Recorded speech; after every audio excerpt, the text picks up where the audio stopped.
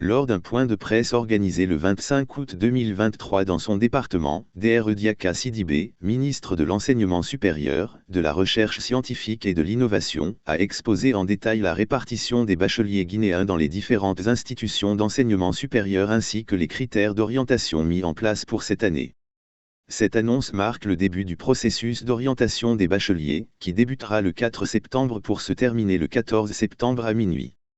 Dans son intervention, Dr Diaka Sidibé a insisté sur le fait que la plateforme Gupol, accessible via le site web www.messersgupol.org, reste le seul moyen d'accès aux institutions d'enseignement supérieur. C'est uniquement via ce portail que chaque bachelier doit s'inscrire pour faire ses choix d'orientation.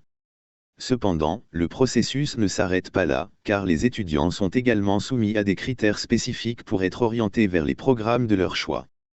Selon Dr Diaka Sidibé, tous les bacheliers qui veulent aller au public ou au privé devront obligatoirement passer par la plateforme d'orientation Gupol à partir du 4 septembre 2023.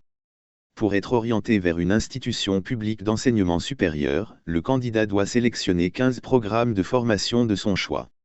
Un élément important à noter est que les frais d'orientation, d'un montant de 50 000 francs guinéens, sont exclusivement payables de manière électronique via Orange Money. La ministre a également souligné que la plateforme Gupol ne se limite pas à l'orientation. Une fois les étudiants orientés et inscrits dans leurs établissements respectifs, ils pourront également déposer des demandes de bourse d'entretien, couramment appelées pécules, via la même plateforme. Ces demandes seront examinées par une commission spéciale chargée de l'attribution des bourses. Par ailleurs, la rentrée universitaire pour l'année 2023 à 2024 est prévue pour la deuxième quinzaine du mois d'octobre.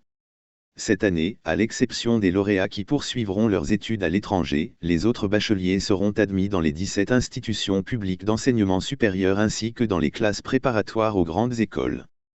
Parmi ces institutions, on compte 6 universités, 10 instituts et une école supérieure, tout proposant des programmes allant de la licence au doctorat. Le ministre affirme que conformément à la lettre de mission qui lui a été confiée par le Premier ministre, Dr Bernard Gomou, sous la direction éclairée du colonel Mamadi Doumbouya, son département s'est résolument concentré sur l'élargissement des capacités d'accueil au sein du système universitaire. Cette initiative a été matérialisée par la construction et la modernisation d'un grand nombre d'infrastructures.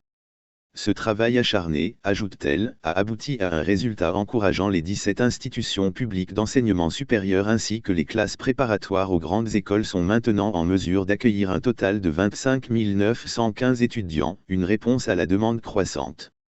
Cette capacité d'accueil est destinée à accueillir les 25 668 bacheliers, permettant ainsi de réduire la pression sur les places disponibles. Elle a ensuite souligné qu'il existe également 26 institutions privées d'enseignement supérieur opérationnelles, qui recrutent et forment les bacheliers. Dr Diaka Sidibé a souligné que l'orientation vers une IPS obéit à plusieurs critères.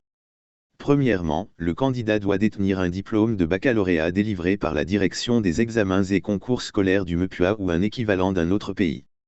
Deuxièmement, le candidat doit choisir des programmes en fonction de son profil au baccalauréat et de sa moyenne. Chaque bachelier peut sélectionner jusqu'à 15 programmes par ordre de préférence. Cependant, le choix initial ne garantit pas automatiquement une orientation. D'autres facteurs entrent en jeu, tels que la capacité d'accueil du programme choisi et les moyennes d'accès spécifiques définies par les institutions. Par exemple, les filières de la Faculté des sciences et techniques de la santé de l'UGANC et les grandes écoles d'ingénierie ont des exigences supplémentaires.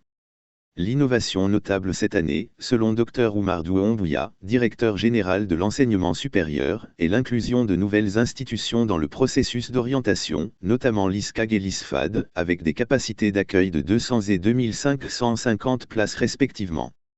L'ISFAD, dit-il, est en cours de transformation en université numérique.